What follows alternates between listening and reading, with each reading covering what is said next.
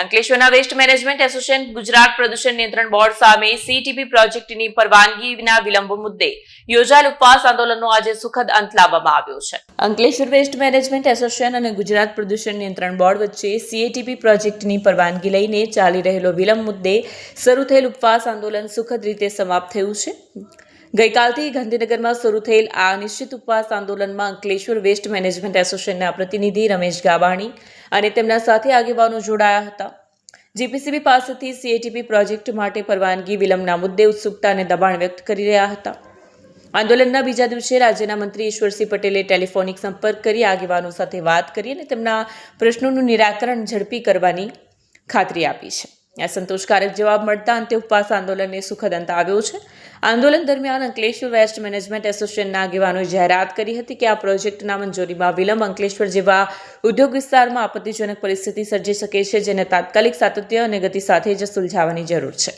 ઉપવાસ આંદોલનના સમાપ્તિ પર એસોસિએશનની તરફથી આભાર માનવામાં આવ્યો અને મંત્રીએ તેઓના પ્રશ્નોને યોગ્ય સમયમાં ઉકેલવા માટે ખાતરી આપી હતી.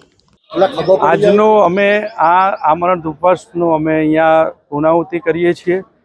મંત્રી શ્રી અમારા જે ઈશ્વરભાઈ છે, ધારાસભ્ય પણ છે અને સ્વતંત્ર હવાલા સાથે મંત્રી છે સરકારમાં, એમના દ્વારા અમને ખૂબ જ સહયોગ અને આશ્વાસન મળેલ છે કે ટૂંક સમયે તમારું કાર્ય પૂરું થશે. સાથે સાથે પર્યાવરણ મંત્રી કેબિનેટના અર્જુનસિંહ મોઢવાડિયા સાહેબને પણ અમે મળ્યા અને એમને પણ અમને ટૂંક સમયમાં તમારી AWMLના પ્લાનની કન્સાઇન મળી જશે એવું આશ્વાસન સવારે એમને 12-1 વાગે આપેલું.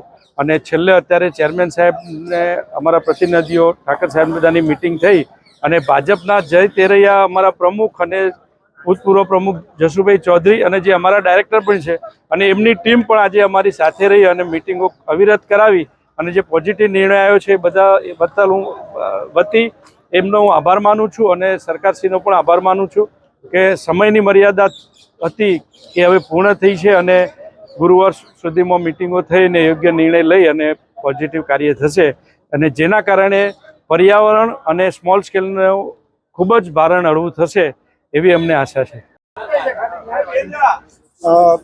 રમેશભાઈ, તમે ઉપવાસનો અહીંયા અંત કર્યો, હમણાં જ પારણા કર્યા, શું કારણ અને એ કયા? અત્યારે ઈશ્વરભાઈ પટેલનો ફોન આવ્યો, માનનીય મંત્રી શ્રી આપણા ધારાસભ્ય અને હાલના સિંચાઈ મંત્રી, કે એમણે એમ કીધું કે ભાઈ ગુરુવારે કોઈ પણ હિસાબે હું પોઝિટિવ રિઝલ્ટ આવી દઈશ અને અત્યારે તમે મારા માન ખાતર તમારો ધારાસભ્ય છું, તમને વચન આપું છું અને તમે અત્યારે પારણા કરી લો. અને ઈશ્વરભાઈ પટેલના જે માન ખાતર અમે એનું માન રાખીએ છીએ અને અમને ઈશ્વરભાઈ પટેલ પર પૂરેપૂરો ભરોસો છે કે અમને કન્સેન્ટ આપીને જ જમશે. વિડીયો જર્નાલિસ્ટ ઇમ્તિયાઝ પઠાણ સાથે સત્યા ટીવી ન્યૂઝ અંકલેશ્વર.